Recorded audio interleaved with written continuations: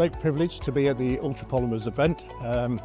The interesting information that I'm finding today is there is a high standard of enthusiasm.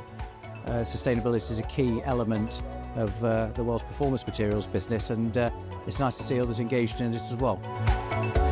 Welcome to our first ever Ultrapolymers Sustainability Day. I want to take a second first to thank everybody in the room.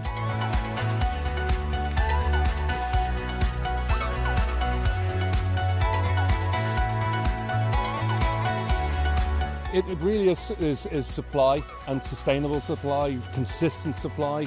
So, you can find sources of recycled material, but it's getting that consistency of the supply and the quality of that supply, and that's the challenge. We're so pleased that we've been invited to exhibit here. It's been a brilliant turnout, fantastic location. I love my golf, so that's a little bonus for me as well. But the turnout's great, the topics are interesting, and yeah, very pleased to have been invited. Today, the event is amazing. We've got so many people together with the same sort of vision. Everybody's really excited about it, and they're all focused on the same sustainability journey.